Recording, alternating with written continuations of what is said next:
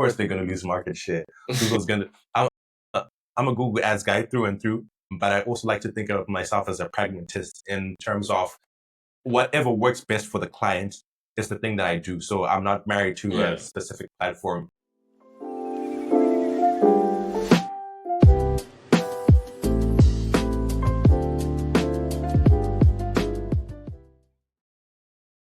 Welcome to another episode of Clicks and Commerce. I am your host, Yananai, and this is my co-host, Franchoni. Franchoni, what's goody?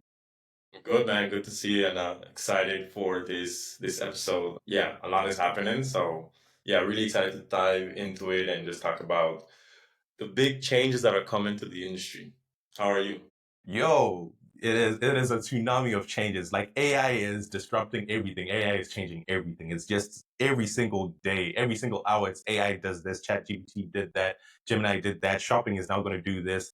And we've got a lot to talk about this episode. How have you been feeling about the AI news? It's just been, I would say, even overwhelming at times because, like you said, I feel like this week we had like these last 10 days we had like two big AI updates from Jeannie Marvin regarding like just Google Ads itself. And it feels like every other week there's something new coming out. But for the most part, I'm excited because we're just getting more and more tools and resources to better do our job, right? Like if you're growing with AI, you shouldn't be worried. How about yourself? How have you been just digesting all the changes that's been happening? Overwhelming is the perfect word. It's because you always want to be ahead of the curve. Always want to be have your finger on the pulse, but it feels like it's just so much that you can't absorb it all. And you also try and think from the perspective of how do I need to adapt? How do I serve my clients better with all of these changes that are happening? ChatGPT being one of them that we're going to talk about a lot today. That's actually the topic of today. Quick one. You mentioned Jenny Martin. So for those who don't know, who is that? So Jenny Marvin is the Google Ads Jenny Martin. ads liaison. So she's the person that updates us on all the exciting changes that Google has, and she's also the spokesperson for Google Ads, like the Google Ads product. So if you have any like major issues, you could tag her, and she'll usually tackle them and give you a reply. But she is the voice of Google Ads and the one that we all kind of like listen to when it comes to the updates. All right. Thanks for that. All right, so today we are talking about Chat GPT shopping. So a bit of a departure from the usual Google Ads talk, but I feel like we talk about both. We talk about it all. But yeah, Chat GPT shopping is here. It's been in the talks for a while. Back in January, we actually theorized that it was coming, that it was inevitable, that it was going to come, and it's finally here. So before I dive into what it actually is, how do you feel about it? How do you feel about the news? I'm actually, my first thought was I was like, whoa, this one is big because it's gonna change a lot. But at the same time, I kind of had this like I told you so moment when it comes to like some of my clients because I've been telling them, and we've even talked about it, like the importance of SEO for your ads and for your Google Ads strategy. And this feature that ChatGPT is rolling out is the only way to actually benefit from it is you need to have your SEO ready. So I had this I told you so moment from with internally with myself, and at the same time I have this kind of sense of like fear, if I'm being honest, because I was like, oh, how is this gonna change paid shopping, for example?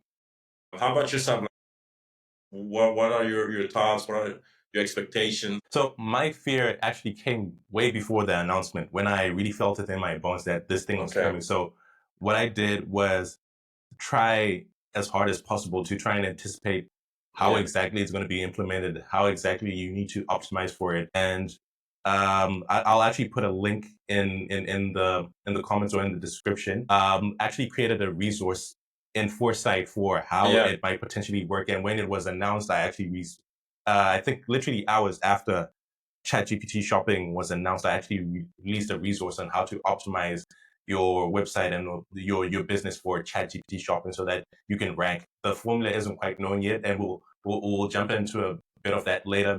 Yeah, the fear for me came early, but now I'm seeing an opportunity for it because a lot of people who do PPC, who do Google Ads, already have significant knowledge about SEO. A lot of them actually started off as SEO people, then got into Google Ads. So I feel like it's an opportunity to merge those two skill sets and actually serve your customers better so that they both get good results on Google Ads and also on ChatGPT shopping. Yeah, that's like you said, a lot of PPCers have foundational SEO knowledge. That said, I have found a lot of brands tend to neglect SEO, and it feels like with the with the lean towards AI, you just can't neglect it. What I usually see is brands start off with ads and then go to SEO. Well, you can't do that anymore. We'll talk about all of that. Yana, break us down. What is ChatGPT shopping? Just tell us about the product, this new feature that Sam Altman it has rolled out, which is like I said, he's trying to like revolutionize the industry. All right. So, quick one. I just want to shout out or plug, I think episode 102 of Clicks and Commerce. If you go and revisit those episodes, we kind of predicted exactly how it's going to work. So, not going to tell you the fully what we said. Go and watch them.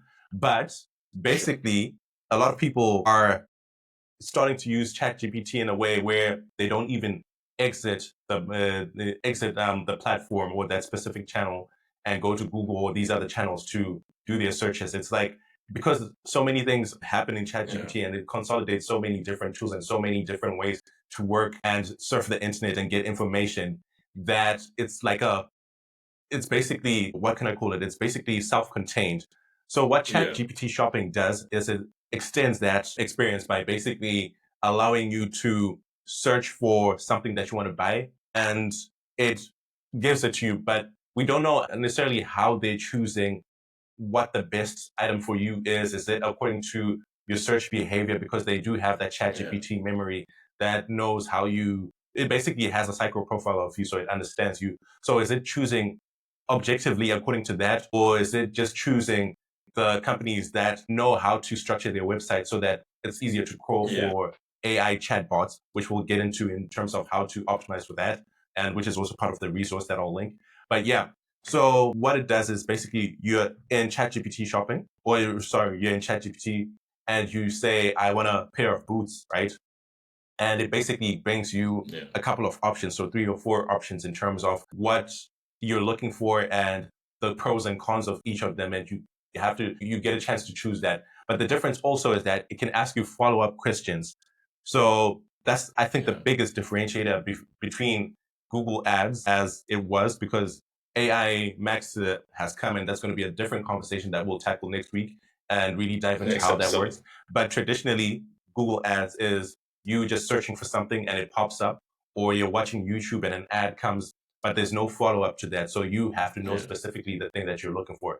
Now with ChatGPT shopping, you can actually search for the thing and it gives you options, and then it can start to ask you, what exactly is it that you're looking for? Do you like the colors? What's the vibe of the thing that you're looking for? Do you want it to be functional? Do you want it to be sporty? Do you want it to be fashionable? All of those questions. And then you get a set of responses that are super tailored to you. So it's a very big departure from the way that we're used to shopping, that we're used to interacting with these platforms and getting the thing that we buy. So that's, in a nutshell, how ChatGPT shopping works. Yeah, that's actually very interesting because, like you said, it changes so much from the original behavior of Google search engine, right? Where you go inside Google, you type I don't know, black boots. You have the product listing ads that just have like maybe 10, 15 black boots. You have to read the headlines. You have to go through that research mode. And I feel like now with ChatGPT shopping, that initial awareness phase has just been shortened because you ask ChatGPT a question, it does all that groundwork from you, and then now you're immediately in the consideration phase, right? Like you're immediately in the buying stage with like literally one question, like one prompt. So, in terms of how this is going to change the industry, like you mentioned, obviously we're going to drop the resource because Jana dropped a great resource on how to prepare for this. Is Google needs to really understand what you're selling, right? And that's what I'm saying. Like you talked about, how to structure your website. Could you give us some like insights in terms of some things that you're already doing with some of your clients that you've seen? All right, great. So not even just my clients, even for myself, currently going through a restructuring of our landing pages to optimize the SEO for crawlability. Yeah. So that's something I think everybody needs to do in any niche, but particularly business. make sure, do an audit of your website to make sure that it's AI crawlable. So I don't want to get too technical, but there's something that's called a JSON format, right? Which is almost like a coding Okay. language, or Yeah. how to structure and arrange data. So most AI crawlers crawl what's called LD JSON, so the LD JSON format. And you need to make sure that Okay. your website follows the best practices for LD JSON format. And also, on top of that, even your products, everything is crawlable within the LD JSON format. So if that's messy, the AI crawlers might come onto your website, take a look, but not know exactly what they're looking at. So not know how to suggest it to your clients, to suggest that specific product to your clients. And you might even be the best in the industry, or have that best product, or have a reputation. You could be Tesla or Apple, right? But if the AI is not able to crawl your website properly, then it won't suggest you. So Yeah. that's, I think, one of the most important things, the crawlability of it all. And then even with that crawlability, there are certain practices that you need to incorporate into that, in terms of your naming conventions, in terms of what Yeah. you're offering, yeah, in terms of your positioning, your pricing. It needs to be hand in hand with the search behavior of the person who's searching on ChatGPT for you to actually be suggested. So you also need to preempt how most people are going to be searching for that particular product, or searching for your products. And it might not be the usual thing where you're used to just Yeah. putting your name or the name of the product. You need to really understand the psyche of the person that's searching for that product and the thing that they're trying to solve, and how ChatGPT will interpret that, crawl whatever websites are available for crawling, and then position you in front because you serve that specific query that the client or the customer has searched for. So yeah. Great technical breakdown. I mean, guys, as you can see, you need to prepare for this. And when I'm hearing this, it sounds like a lot of the initial, search engine optimization work that had to be done, such as like your meta titles, making sure that Google Hmm. understands exactly what you're saying. If you already did that groundwork, this AI optimization and setup should be an addition, right? But if you haven't done any of that, then now you have a lot of work. Another thing you mentioned is that ChatGPT asks personalized questions. Well, going back to that initial data that you're giving Google, right? I was reading that ChatGPT is pulling the data from like your meta titles, your meta descriptions. So it's already the coded language that you have with, your website and the crawlers, right? If that's not done right, ChatGPT won't be able to recommend you. My personal belief is that it's based on, once again, ranking. I don't believe that, it's gonna, well, for now, right? The product will evolve, but I believe like right now it's just based on who did the best SEO job, right? Like if you're ranking well Google, and we see this when you ask ChatGPT, like, I don't know, give me the top 5 blogs for X topic. It will give you the top 5, and these are the users that already did that initial work. But now on the product end, I feel like it's gonna be down to the same thing in terms of like authority, who Google sees as an authority, and then who ChatGPT will follow, right? Like if Google ranks you as an authority, ChatGPT will follow with that. Do you have any, thoughts in terms of the ChatGPT shopping versus the paid shopping? Do you feel like now Google will lose a portion of their users that initially go and actually click those shopping ads? What are your thoughts on that? All right, so yes, definitely, they've already lost a significant portion of people that search. But before I jump into that, I think you mentioned something that's very important that I just want to touch on a bit, which is authority. And in my technical Yeah, breakdown that I just did, yeah, I didn't touch on that. So let me just touch on that a bit more. It's going for to be sure.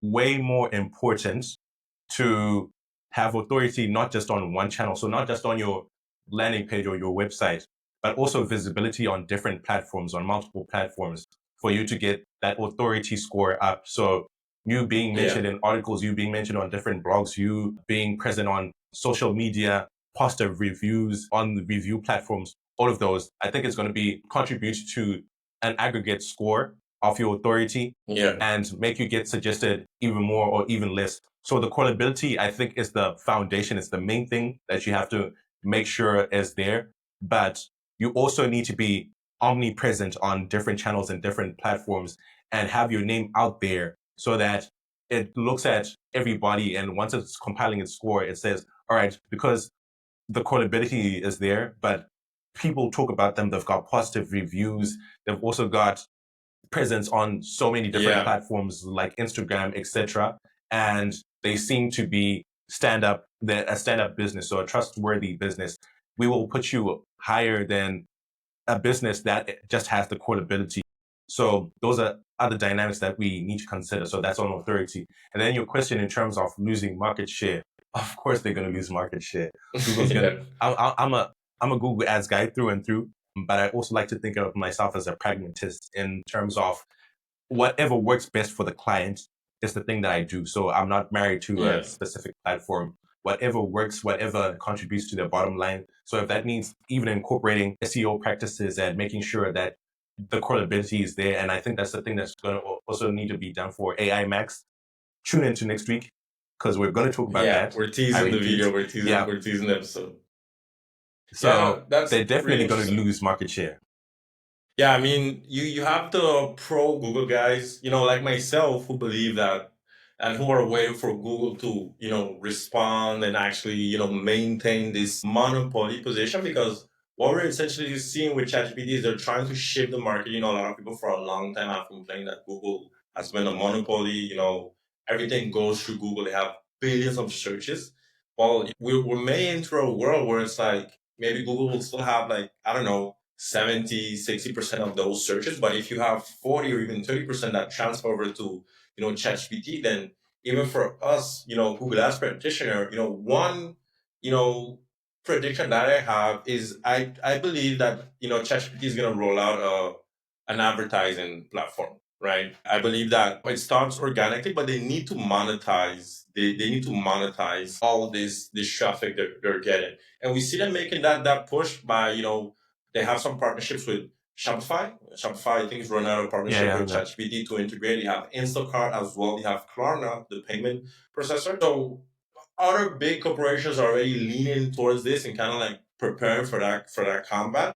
One big question though that you know hasn't come up yet is like the data privacy.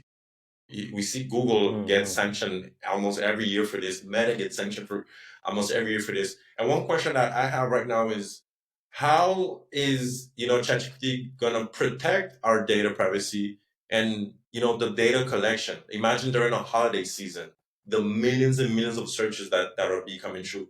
So those are like some more open-ended questions. But do you have any thoughts in terms of like data privacy? How are we gonna protect our data essentially? The data privacy is a myth. It's something that I feel, especially the EU, talks about a lot to make us feel Yeah. good, like our data is protected. But if you've been using the internet for more than one day, your data is out there and people can find it. And the really dark people can get on the dark web and buy your data if they really want to. So I feel data privacy is a myth. But from a corporate perspective, talking about Yeah. ChatGPT, they already have our data because we interact with it every day. Whenever we do queries, it understands more and more of who we are. But the difference is that it's a self-contained platform. So the data is inside. And Yeah. if they do introduce like proper advertising, almost in the way that Google does it, where you can actually reach out to them and log into your own dashboard and advertise. I think you might, the same way that you don't see customer data inside of Google, but you just leverage the fact that they've got it. I think it would pretty Yeah. much be the same thing with ChatGPT in that they know exactly who you're targeting, so they can show your stuff to them. But then, in terms of will it operate in that way, like in the traditional way that we're used to, like Google Yeah. does? Reselling. I Yeah. think, Reselling the data, right? yeah, I think it might not be what we think. I've heard people talking about this, so I'm definitely not the one who came up with this, but I found it interesting. I don't know who said it exactly, but there's a conversation that a person was having and talking about what if ChatGPT decides to OpenAI rather decides to take out the third party out of the equation in terms of, let's say you're looking for a house, right? And there's a certain house that you want. So usually you go through a real estate agent, and if you go on Google, you actually typing real estate agents or you're looking for a certain place and then advertisers who are advertising real estate come up. Yeah. What if Chat GPT, OpenAI just says, we've got these billions, right? Why don't we just become a real estate company and offer the property itself to these people? Why don't we offer these products straight? So they have deals with manufacturers and within the platform just Yeah, offer that's huge. options That could be that huge. are in line that you, that would be way more profitable than getting a third party that's going to give you a small amount to advertise and show this. So I think they've got that leeway of, they've got that leverage, and their system is very unique in that way, in that they can actually become the company and become the supplier. Not saying that's what's going to happen, but it's an interesting conversation. And this is a developing platform, so we don't quite know what's going to happen, and it's anybody's game at this moment. Yeah, that's a really interesting take because one question that I see coming up is how is ChatGPT gonna monetize all of this? Obviously, they have the premium plans and they have the subscription based model, but Mhm. with all of this data that they have, because like you mentioned, whether that be Google, Meta, all these advertising platforms, their core business model is data. Let me put my laptop to charge, and they're making money by reselling that data to ourselves, to advertisers like us. And when you think about, OpenAI, it's either they go that route, so create a dedicated advertising platform. I personally believe they won't have as much success. We seen it with like some of the smaller players like Snapchat, who is a very big company when it comes to like an ad platform that's your go-to when you're launching a brand. Snapchat is not the case, right? It's like very niche. Same goes for Pinterest, very niche. You have the bigger players that are Meta and Google, and I feel like OpenAI has this unique opportunity to create a new advertising model. If you actually think about it, to your point of, Mhm. maybe just cutting out the middleman and reaching out to a bunch of brands and giving them this unique opportunity to be a part of their platform. Because while you were talking about it, I was thinking about another challenge that comes up within Google, and it may come up as well with ChatGPT in terms of you know, once again, the monopoly effect, right? So yes, ChatGPT is going to rank these boots, based on the data, but you may fall into this preference and favoritism where they're always going to be showing the same guys. So I feel like OpenAI has an opportunity to create a big platform for the smaller players. If you're a shoe seller, you can never compete with Nike, you can never compete with Amazon or any of these big brands. But if, to your ID, to your point about opening up a new platform, you could join the OpenAI program and be part of, I don't know, 1,000 brands that they promote every single time. So I Mhm. like that idea. Not saying it's gonna happen, but I feel like that's the opportunity, right? Like making it that when you're on, ChatGPT, you don't go to Google. And that brings us to our next point in terms of how is this going to influence the behavior. So we talked about losing market share, right? So if Google is losing market share, it means that users won't be going on Google, on the Google search engine as much, and then ultimately, will people just stop going on Google? Like, is this what's going to happen? Like, is it just going to be I open ChatGPT up and then I have everything? Is it going to remove that critical thinking part where you're like, you enjoy navigating websites, seeing different design? Because Google offers more than just solutions, it's the entire experience. You have the Google My Business on the side, you have the product listings, you have the paid search ads, you Mhm. have the organic, you have this whole experience. Whereas ChatGPT for now is just a blank screen until you give it a prompt. So what do you think of, like, in terms, will you stop going to Google, for example? So I actually had this conversation, or I was asked this question by a client, in terms of, do you think Yeah. people are going to stop using landing pages? Do you think people are going to stop using Google? And I think I can never say never, but I don't think people want everything to be dictated by one platform. People still want their autonomy to be Yeah. able to gauge whether they're getting better results from one platform or the other. So I think it will now be a big competition in terms of what's getting you better results. Is Google, do Google up their game and really start giving you results that speak to you more, that have the best price? They currently try and do that, but also because of the whole auction system, right?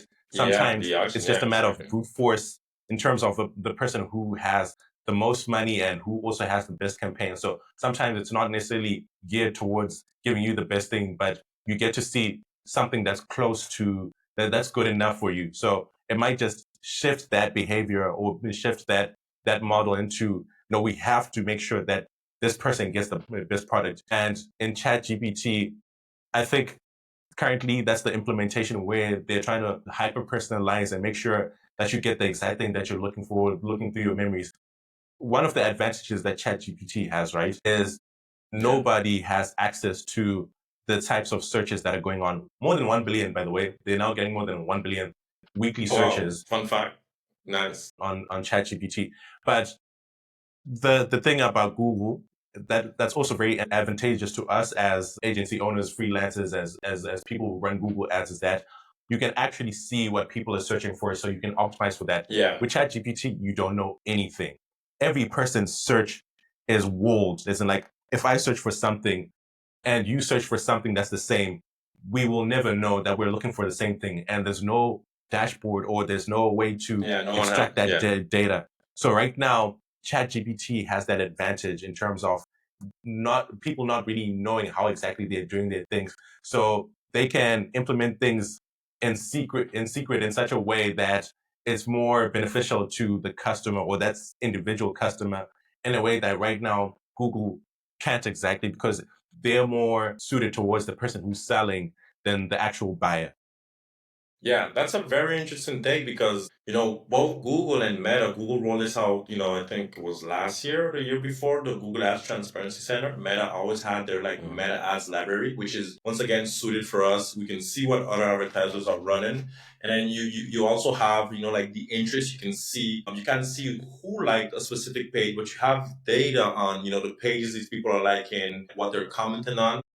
Do you believe that this is they're holding it back for more of like an ethical reason, or is just kind of like preparing the next play? Because it's really interesting from a advertiser perspective, right? Because we're both practitioners in the space, and the first question on my mind is how can I capitalize on this? Like, where is the opportunity for us to leverage this to make more money for our clients or even for ourselves if we don't know the core problem these users are typing in within ChatGPT? So it's like, who is actually using that information and how can other people benefit from it, right? It's not set in stone. It's not like a yes or no question, but it does bring up a lot of other ideas and even worries in terms of how this platform is going to grow. Right? ChatGPT rolled out, I think it was last year, if I'm not mistaken, or a year before. It kind of feels like it was a long time ago. Imagine, 2022. yeah, It it's should have been 2022, right? 2022, It feels like 2023. it end of 2022 and then 2023. Feels like it was a long time ago. Google has been out. We even did an episode on just going over the The chronicle history history of of Google, Google. so definitely check that out. Super interesting. Now, if Yeah. imagine what ChatGPT gonna look like in 20 years. Even though Google's gonna have another 20 years ahead of them, but it just brings up all of these like questions in terms of, like I said, okay, if they're not giving us that data, what are they doing with it? Who are they giving it to, right? Are they just gonna hold it and store it, or they planning a big move for this? So I've got a response to that. European Union. You can always depend on the European Union to come and rain on your parade. They're going to F it Yeah. up for ChatGPT. Right now, I think they're being given free reign because it's something that's still in the early stages and still being implemented. But once it properly rolls out, the EU is going to have a meeting and say, we don't know how you guys work. We don't know. And Yeah. our onus is to protect the consumer. Tell us how you do it, or you can't operate in the EU. And that's where we'll get to see behind the veil. So That's a prediction that I'm making today. In timestamp May, it. the EU is going to be like, you can't just do your things in secrecy. We need to know. And that's when we'll get the opportunity to know as well. That's a great take, How we man. leverage it as advertisers and also as practitioners and also for the businesses that we work for. In the short term, right now, it's just those best practices. So just making Yeah. sure your visibility is up, making sure your authority is up, making sure your website is AI crawlable. And as practitioners, we can offer it as an extra service, or if you've got the capacity to give your current clients suggestions on how exactly they can do that best. If you've got a team that can do it, then offer it to actually do it for the client. So that's how you can leverage it. And I think that will help overall because it's going to help your SEO. It's going to help your Google performance. It's going to help with ChatGPT shopping. Yeah. And also make sure to enroll into Bing. So make sure you're also coming up on Yeah. Bing's, you've indexed your website on Bing because Bing is under Microsoft big stake in ChatGPT. So that's Yeah. how you also pop up. You also make sure that you're popping up on AI, even without being optimized, just being ranked, being indexed. You need to be on the Bing platform. So Bing Webmaster, just go. And it's best that you use the Microsoft browser. So you go on the Microsoft browser, then you look Yeah. for Great Bing tips. Webmaster or Web Tools, and then rank on that. That's the first step.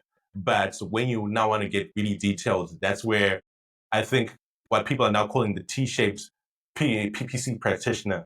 where you stop just being a person who implements, but you now have to cover so many things, like even marketing psychology. So you don't Yeah. know from the data how ChatGPT ranks searches, but if you're a marketer and you understand human psychology, you know how people think, you know how people look for things, you know how people value things, and you try as much as possible to structure your campaigns or to structure your website or to structure your titles and your meta tags according to that. Understanding human psychology in this moment where we don't have access to the dashboard, I think is going to be really beneficial. Yeah, and that's a great take in terms of the EU. We should definitely do an episode and kind of just focus on, all the court hearings, that, like the amount of times the EU brought in Google for like a review, the amount of times they brought in Meta for review. Because even in the US, I forgot the name of the department that sues Google every time that brings them to court. When this happens with ChatGPT, because it will happen, no big corporation has, avoided a lawsuit from the EU, I think, to date. Mhm, Usually when that happens, a lot of dark secrets are revealed about these companies, right? Like we see it every time mhm, with Google. You find out that Google's been manipulating the auction. You find out a lot of things. And I'm not wishing for them to get a lawsuit or anything, but I'm curious to find out like how they're operating because as a EU, I live in Paris, those are the worries that I have in terms of, my data as a person. But as an advertiser, I'm like, hey guys, you need to give us this data to help us out. And that brings me to our final part, which is the most important part. As you know, we're all practitioners, we're your CMO, marketer, meta ads advertiser, agency owner. We talk about mhm, all of this because this influences our role and shapes how we're gonna, continue working in the future. And with all of these AI changes, I know we mentioned it in a few episodes, but what do you think is gonna happen to guys like ourselves? Like, okay, we'll need to double down on human psychology, but sometimes I get this thought late at night. It's like, is my role gonna disappear? And in 10, 15 years is made, and going back to AMAX, keyword-less targeting, signal-based targeting, could it all mhm. just lean towards that in 15 years? So that's kind of like one worry that I have. But how about yourself? Do you see this changing? The SEO guys are on the good side of things. Like they're like, Mhm. okay, doesn't change anything for us. We just optimize for it. But like the paid guys like ourselves, like pay per click, do you feel like we're in danger? So there's one thing that I've been thinking about a lot recently in terms of AI and seeing that so many people, even programmers, are losing their jobs to AI and AI agents. In this Yeah, it's big, particular man. field, right? The average person, so the person that just does the necessary things, that person is going to disappear because you can easily be replaced by AI if you're a surface level practitioner. The person who really understands marketing, sales, and also leverages AI to do more is going to be the person that wins. So it's going to be the person that everybody goes to because never underestimate how busy people are. So even though Yeah, people love convenience, right? There's so many things in AI that AI can do, but also things that need to be done that people just don't have the time to try and master this tool or master that tool. So they're always going to go to somebody who can do it for them. Just like somebody can clean their own room, but some people decide to have cleaners to come and do it, besides the fact that they can do it themselves because it's just so much more convenient. So there's something that I've been thinking a lot about myself personally, um, in terms of AI yeah, and being replaced. I've been thinking to myself a lot that a person who has access to AI gets to be on my level.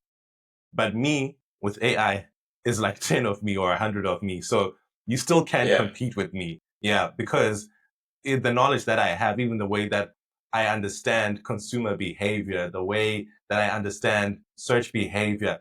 This conversation that we're having, right? Yeah.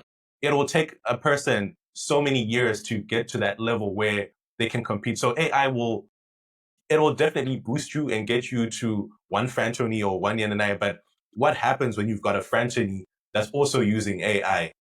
Whole different Yeah. world. So that's how Yeah. you stay ahead. No, that I agree. I think so. It's combining, foundational knowledge of the industry you're in with this additional like these additional AI attributes, like you mentioned. Another danger is for the person who relies only on their like I said, foundational knowledge, human psychology, running ads, marketing, but then refuses to integrate some of these AI tools, right? So it's what I'm seeing is now, and this is something that I do as well. Like, I'm taking time out of my day to understand ChatGPT, learn how to do better prompts. We talk about this a lot, like, the agents, but now different workflows. There's a lot that you can do with AI, and you need to put in the time. So if you're one of those persons who's genuinely curious, on top of things, if you're listening to this podcast, it means that you're definitely ahead of the curve because not everyone is doing this. You're gonna be fine. But now, if you're listening to this and realizing, oh, I haven't done any of that, then you need to get started right now and stay within the curve so you don't get left behind because it's happening fast. We're seeing new rollouts every week. Google is Every speeding up day. their yeah, literally every day. If you're on Product Hunt, there's a new AI tool every day. And these bigger platforms are speeding up their launches as well. What would take Google maybe a whole year to roll out a new feature? We're seeing them launch 2, 3 new features in the span of 2 weeks, right?